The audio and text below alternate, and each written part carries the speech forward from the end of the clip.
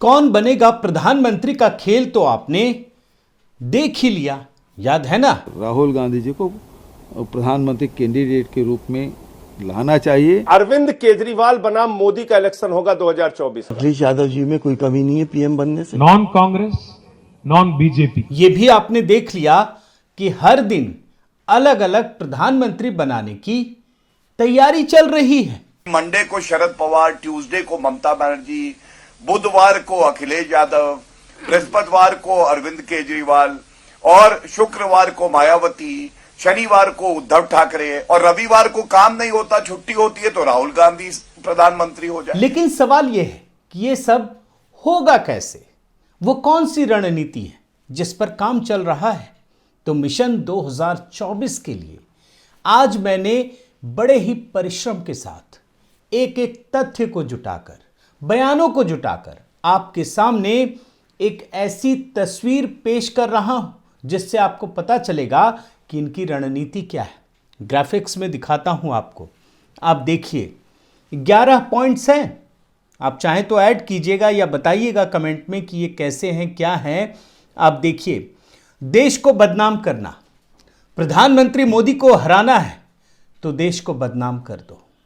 आप अभी पहले पॉइंट्स को देख लीजिए। दूसरा, अल्पसंख्यकों को भड़काना, भड़का दो उनको, पूरी दुनिया में एक मैसेज फैला दो, यहां के लोगों में मैसेज फैला दो, और उसकी वजह भी है, वो भी मैं आपको दिखाऊंगा। तीसरा, जातियों के बीच भेदभाव पैदा कर दो, लड़ा दो जातियों में, मोदी जीत नहीं पाएगा।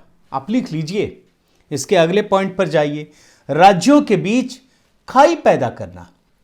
अगर राज्य आपस में उलझ गए ना तो मोदी जी का सत्ता में वापस लौटना मुश्किल है, याद रखिए। और यह भी पैटर्न मैं आपको दिखाऊंगा।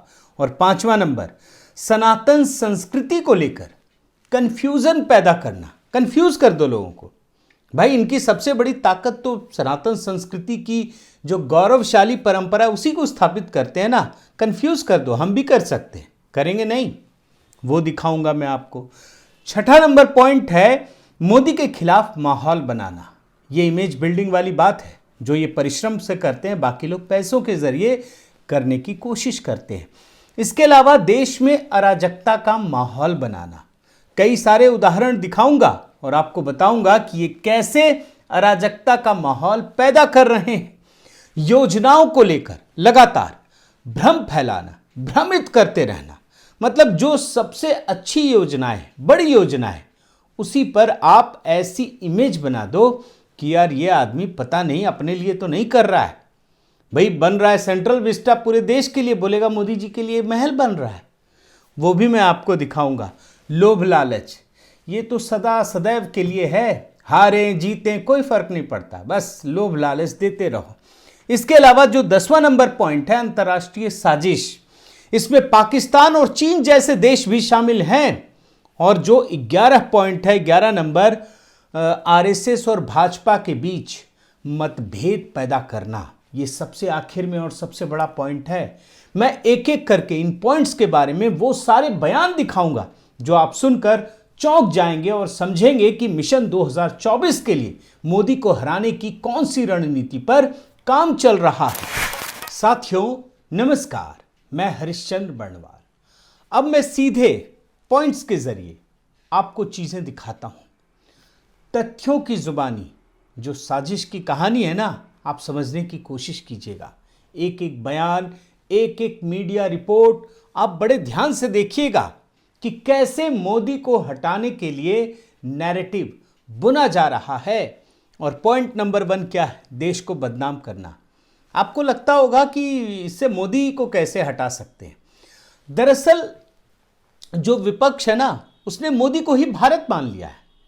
आपको ध्यान होगा कि ये वो लोग हैं जिन्होंने ये नैरेटिव गढ़ा था, इंडिया इज इंदिरा और इंदिरा इज इंडिया।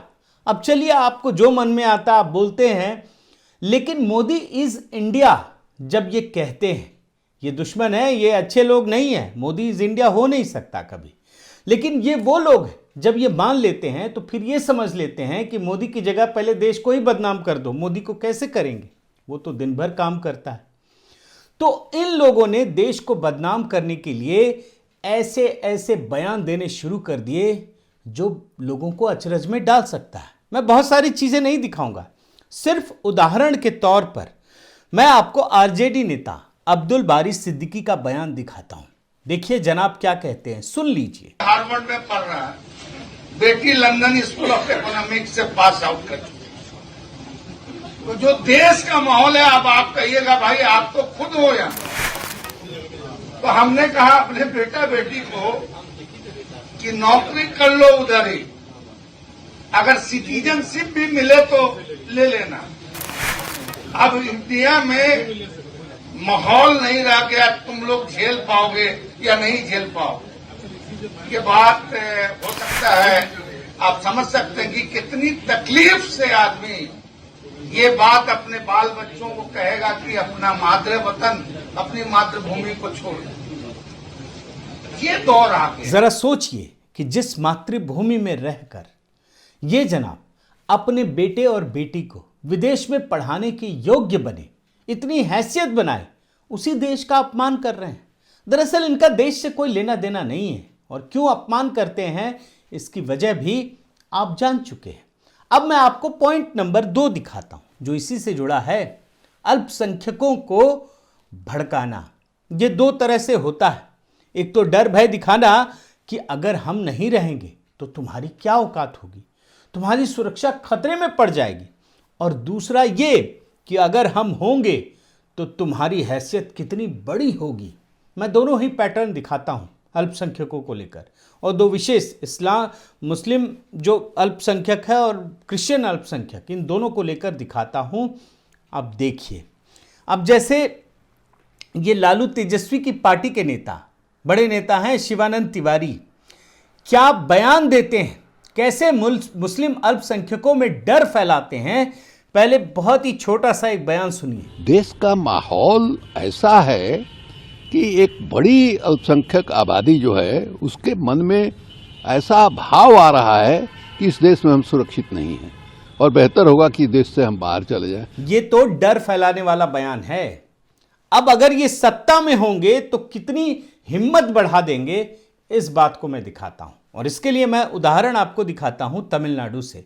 यहां मुख्यमंत्री स्टालिन के बेटे उदयनिधि स्टालिन, जो पहले खुद को नास्तिक बताते थे और जैसे ही मंत्री बने एकदम गर्व से क्रिश्चियन बताने लगे। अब इसमें कोई बुराई तो है नहीं, बनाइए आप जिस धर्म के हैं। भारत तो वैसे भी सहिष्णु एक देश है, लेकिन आप जब खुद को क्रिश्चियन बताते हैं तो सनातन संस्कृति की रक्षा करने वाले लोगों, उसका जो बीड़ा उठा रखा है, उसे चिढ़ाते भी हैं। आप देख लीजिए, संगीज will burn after learning this. भैया ये बताने की क्या जरूरत है। अब जब आप ये बता रहे हैं तो ये भी ध्यान में रखना जरूरी है कि ये वही सरकार है जिसने तमिलनाडु में 38,000 मंदिरों पर कब्जा कर लिया। यह आरोप है सरकार पर। इस मामले में सुप्रीम कोर्ट में सुनवाई चल रही है। कई मंदिरों को भी गिराने के आरोप लगे हैं इस सरकार पर। और याद रखिए, ये वही डीएमके की सरकार है जिस राज्य में, तमिलनाडु की बात कह रहा हूं, आप भूले नहीं होंगे यहां पर क्या हुआ था। यहां पर वक्फ बोर्ड ने 1500 साल पुराने मंदिर पर अपना दावा ठोक दिया, पूरे गांव की जमीन पर कब्जा कर लिया, उस पर हाथ रख दिया और बताया कि ये मेरा और उसी का हो गया। ये वही राज्य है और सरकार ने कुछ नहीं किया। गांव के लोग देखते रह गए, अपनी जमीन नहीं बेच सकते। इस पर तो मैं आपको एक पूरा का पूरा वीडियो भी दिखा चुका हूं। और याद रखिए, जब ये अल्पसंख्यकों की कहानी सुना रहा हूं तो क्यों? क्योंकि ये विपक्षी पार्टियां मान कर चलती हैं कि मोदी जी चाहे कुछ भी कर लें, ये उनको वोट नहीं देंगे। ये एकजुट रहें और एकजुट होकर उन्हें वोट दें। बस इसी की कोशिश है कि विपक्ष में ये अल्पसंख्यक जो वोट हैं वो बंट ना जाए। इसी कोशिश में ये सारी कवायद चल रही है। अब तीसरे पॉइंट पर आइए, जातियों में भेदभाव पैदा करना। अभी तो अल्पसंख्यक का दिखाया, एकजुट रखो, लेकिन जातियों में आप लड़ाई करा दो। अब कुछ आपको एग्जाम्पल दिखाता हूं, आप सीधे समझ जाइएगा। मीडिया की खबरें हैं। यूपी पॉलिटिक्स, अब सड़कों पर होगा संघर्ष, आरक्षण खत्म करना चाहती है बीजेपी। करना चाहती है क्या?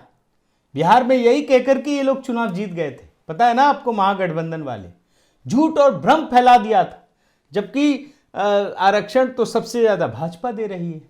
मतलब तरीके से अभी तो जो गरीब वर्ग है उनको भी आरक्षण दिया, लेकिन चूंकि आपको जातियों में संघर्ष कराना है तो ये कहेंगे। अगला देखिए, आदिवासी तीर से राहुल गांधी ने साधा पीएम पर निशाना। अब क्यों आदिवासी वनवासी कह के झगड़ा लगाओ? आगे चलिए, भूमिहार मंत्री को अमित शाह के मंच पर नहीं दिया गया बोलने का मौका, भूमिहारों को लड़ा दो। Call in Jat community not to vote for BJP, Jat को लड़ा दो। जहां जो मौका मिले, BJP is no longer Veerashaiva Lingayat party. उधर कर्नाटक में लिंगायत और जितनी जातियां उनको लड़ा दो। 80 ब्राह्मण संगठनों ने यूपी में समाजवादी पार्टी की सरकार बनाने का लिया संकल्प, ब्राह्मणों को लड़ा दो। मतलब क्या है?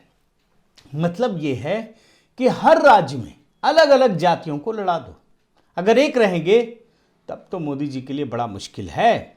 इनको आपस में लड़ा दो, अल्पसंख्यक के वोट पालो और एकाध जातियों के गणित जोड़ लो, आपकी जीत सुनिश्चित है। और यही काम तो अखिलेश यादव उत्तर प्रदेश में करते रहे, यही काम तो मायावती जी करती रहीं, यही काम तो बिहार की पार्टियां करती रहीं। इसलिए इनकी कोशिश रहेगी कि 2024 के चुनाव से पहले जातियों में लड़ाई को बढ़ावा दिया जाए, उनमें मतभेद पैदा किया जाए। अब मैं आपको चौथे नंबर पॉइंट की ओर ले चलता हूं, राज्यों के बीच खाई पैदा करना। राहुल गांधी क्या करते हैं पता है ना आपको? और बहुत सारी छोटी छोटी पार्टियां लगी हैं, उसकी कहानी तो मैं दिखा नहीं रहा, नेशनल पार्टी की दिखा रहा हूं। राहुल गांधी कभी नॉर्थ और साउथ के बीच खाई पैदा करते हैं। कई बयान दिखा चुका हूं मैं, इसमें नहीं दिखा रहा जानबूझकर कि वीडियो बड़ा ना हो जाए। कभी इनके सहयोगी जो अभी चल रहा है महाराष्ट्र और कर्नाटक के बीच संघर्ष को बढ़ावा देते हैं। कितने सारे धरने प्रदर्शन हो रहे हैं। वहीं केजरीवाल की बात करें तो आप भूले नहीं होंगे, गुजरात चुनाव में गुजरात और महाराष्ट्र के बीच मतभेद पैदा करने की कोशिश की थी और बाइट भी दिखा चुका हूं मैं आपको। इसके अलावा जब भारत जोड़ो यात्रा में कमल हासन जैसा अभिनेता जुड़ता है और जब बयान देता है तो उसके मुंह से भी यही अलगाववादी शब्द निकलते हैं। हिंदी को लेकर, हिंदी और गैर हिंदी भाषियों को लड़ा दो, काम चल जाएगा। सुनिए बयान। Among the family of languages, the youngest is Hindi. It's a little child in diapers. अब ऐसा क्यों होता है यह समझने की कोशिश कीजिए। जब दो राज्य आपस में लड़ेंगे, अगर ये सारे एकजुट होंगे तो मोदी को हराना नामुमकिन है। लेकिन ये राज्य अगर आपस में लड़ेंगे तो यकीन मानिए हर राज्य तो मोदी के साथ नहीं खड़ा हो सकता। दो लड़ेगा तो एक ही तो साथ होगा ना। तो विपक्षी समझते हैं कि एक मेरे पास आ जाएगा, और ऐसे अगर अलग अलग राज्यों में हो गया तो मोदी जी तो गए सत्ता से। तो यही है रणनीति। अब पांचवें नंबर पॉइंट पर आइए, सनातन संस्कृति को लेकर कंफ्यूजन पैदा करना। ये वो लोग हैं जिन्होंने सेक्युलरिज्म के नाम पर सनातन संस्कृति को सबसे ज्यादा बदनाम किया, हिंदू धर्म को बदनाम किया। संस्कृति जो अपनी है, भारत की संस्कृति, उसमें हीनता का भाव भरने की कोशिश की। लेकिन आजकल यही लोग हिंदू दिखने का जो भाव है ना वो उमड़ रहा है, दौड़ लगी है। जबकि राहुल गांधी ने, आपको याद होगा दोस्तों, भारत जोड़ो यात्रा की शुरुआत की थी तो किस पादरी से मिले थे? जो भारत माता से नफरत करता है, जो हिंदू धर्म को नीचा दिखाता है। Jesus Christ is a form of God. Is that correct? He's the real God. He's the real God. That's what God reveals him as a man, human person, not like Shakti or this God. और सिर्फ church और मस्जिद पर इन्होंने focus किया था। आज राहुल गांधी उत्तर प्रदेश में टेंपल रन कर रहे हैं और बाकी पूरे के पूरे उत्तर भारत में ये स्थिति दिख रही है। लेकिन उन्हीं की पार्टी के एक बड़े नेता कन्हैया कुमार बड़े पॉपुलर हैं, उन्होंने पोल खोल दी, बताया कि राहुल गांधी इसलिए मंदिर जाते हैं क्योंकि लोग जाते हैं, उनका धर्म से कोई लेना देना नहीं है। और इसी प्रकार केजरीवाल का भी रूप सामने आया है। खुद को श्री कृष्ण का अवतार बताते हैं और बाकी को कंस बताते हैं। सुन लीजिए एक छोटा सा बयान। मुझे भगवान ने एक स्पेशल काम दे के भेजा है, ये इन कंस की औलादों का नाश करने के लिए। अब मैं आपको पॉइंट नंबर 6 बताता हूं, वो देखिए। मोदी के खिलाफ माहौल बनाना। विपक्ष की पूरी रणनीति है कि 2024 के पहले मोदी जी की इमेज खराब कर दी जाए। लेकिन पहले जो वो बात बोलते थे ना, His image is gone. He's dead. His image is gone. He's dead. अब उन्होंने तरीका बदल लिया है। अब वो लोगों को भड़काते हैं और कितनी खराब बात बोलते हैं आप भूले नहीं होंगे। सुन लीजिए एक हिस्सा। ये मोदी इलेक्शन खत्म कर देगा, मोदी धर्म जाति भाषा के आधार पर बांट देगा, दलितों को, वनवासी आदिवासियों को और अल्पसंख्यकों का भावी जीवन खतरे में है। संविधान यदि बचाना है तो मोदी क्या करने के लिए तत्पर हो। इस पैटर्न को आप राहुल से लेकर केजरीवाल और नीतीश से लेकर ममता तक में देख सकते हैं। ये भी सुन लीजिए। अब आपको मैं पॉइंट नंबर 7 पर लेकर आता हूं। देश में अराजकता का माहौल बनाना। मोदी को लोकतांत्रिक तरीके से हरा पाना संभव नहीं है, ये पार्टियां समझ चुकी, क्योंकि ये इतनी मेहनत करते हैं, लोगों के दिलों में राज करते हैं। इसलिए जरूरी है कि 2024 से पहले अराजकता का माहौल पैदा कर दिया जाए। लड़ाई झगड़ा दंगा फसाद जो हो सकता है। अब ये क्यों बात कह रहा हूं, क्योंकि आपने देखा है सीएए से लेकर के किसान आंदोलन तक ये पूरा का पूरा पैटर्न देखिए, फिर आपको समझ में आएगा। अब मैं आपको हाल के समय में जो ये भारत जोड़ो यात्रा चल रही है ना, केरल में जब ये यात्रा थी तब कांग्रेस के हैंडल से एक ट्वीट किया गया जिसमें आधिकारिक हैंडल है संघ के जलते हुए पैंट को दिखाया गया था। यह दरअसल एक खतरनाक कहानी की पटकथा है। राहुल गांधी इसी प्रकार का बयान दे चुके हैं पिछले साल मई महीने में। आप जरा एक छोटा सा हिस्सा सुनिए। अभी यह लड़ाई शुरू हुई है, आने वाले समय में आपको दिखेगा हिंदुस्तान में आग लगेगी। इससे पहले पंजाब चुनाव के दौरान भी राहुल गांधी ने क्या कहा था, यह भी सुन लीजिए। यहां पे आग लग जाएगी। और उसी भाषण में उन्होंने आग लगाने वाली बात दोहराई थी, यह भी देखिए। आग लग जाएगी, याद रखना मेरी बात। अब यह बयान राहुल गांधी जो दे रहे हैं ना, किस तरह से आगजनी की बात कह रहे हैं, क्यों कह रहे हैं, उसके बारे में एक चिंगारी की जरूरत है। ये भी हिस्सा सुनिए आप। India is not in a good place. The BJP has spread kerosene all over the country. You need one spark and we'll be in big trouble. अब जरा ये सोचिए दोस्तों कि इससे पहले भारत में आग कब लगाई गई। आपको ध्यान होगा सीएए एनआरसी को लेकर लगातार लोगों को भड़काया गया, और उसके बाद जब अमेरिकी राष्ट्रपति फरवरी 2020 में डोनाल्ड ट्रंप भारत आए तो इस चिंगारी को हवा दे दी गई, और नतीजा क्या हुआ, दिल्ली में बड़े पैमाने पर दंगे फसाद हुए। और याद रखिए ये जो दंगा हुआ था ना, इसमें आम आदमी पार्टी के नेता ताहिर हुसैन ने पुलिस के सामने कबूल किया कि यह दंगा हिंदुओं को सबक सिखाने के लिए किया गया। और उस समय दिल्ली पुलिस ने कोर्ट में दाखिल आरोप पत्र में बताया कि अमेरिकी राष्ट्रपति की भारत यात्रा के समय प्रधानमंत्री मोदी को बदनाम करने के लिए यह किया गया। और यही बात गृह मंत्रालय की रिपोर्ट में भी कही गई। यानी 2024 के चुनाव से पहले एक खतरनाक प्लॉट तैयार किया जा रहा है। अब आप पॉइंट नंबर 8 पर आइए। योजनाओं को लेकर लगातार भ्रम फैलाना। इस पॉइंट को मैं सीधे नोटबंदी की स्टोरी से शुरू करता हूं। आपको पता है ना, नोटबंदी को लेकर लगातार 6 साल तक मोदी सरकार को किस प्रकार से बदनाम किया गया। काला धन, आप तो जानते हैं नोटबंदी की वजह से क्या कुछ हुआ। आतंकियों की जो कमर है ना, वो तोड़ दी गई। उसके अलावा काला धन रखने वाले भी परेशान हुए। लेकिन विपक्ष ने क्या किया, उसने लगातार मोदी सरकार को बदनाम किया। आखिर 6 साल बाद सुप्रीम कोर्ट ने इस मामले में सरकार को पाक साफ बताया। और कुछ योजनाओं की आपको जानकारी देता हूं। उदाहरण के तौर पर आप देखिए, राफेल का मामला, कैसे सरकार को बदनाम किया गया।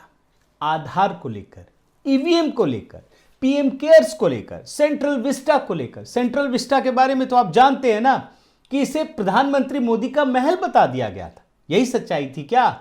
राफेल को लेकर कैसे देश को कमजोर करने का प्रयास किया गया। अब मैं आपको अगले पॉइंट की ओर लेकर चलता हूं। पॉइंट नंबर 9, लोभ लालच। विपक्षी पार्टियों को बार बार यह लगता है कि लोगों को फ्री का लालच दे दो तो चुनाव जीत सकते हैं। हालांकि बार बार उन्हें मुंह की खानी पड़ती है, लेकिन आप उदाहरण देखिए दोस्तों कि केजरीवाल ने जो राजनीति, मुफ्त की रेवड़ी वाली राजनीति दिल्ली में शुरू की, तो कांग्रेस भी इसमें पीछे नहीं रही।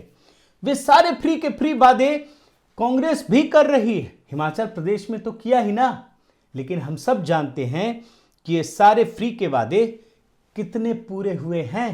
ये है स्थिति।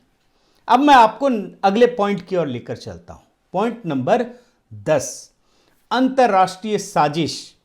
मोदी को हटाने के लिए ये पूरा का पूरा लेफ्ट लिबरल इकोसिस्टम कांग्रेस अंतरराष्ट्रीय साजिश में लगे हैं। इसमें कई देशों की मिली भगत भी है। मैं एक उदाहरण आपके सामने रखता हूं। अब देखिए जो राहुल गांधी कहते हैं, सुनिए। प्रधानमंत्री ji is a very skilled Hindutva politician. Hitler भी चुनाव जीत के आया था। वही तो पाकिस्तान के हुक्मरान भी कह रहे हैं, ये भी सुनिए। This is the Prime Minister of the RSS and the Foreign Minister of the RSS. What is the RSS?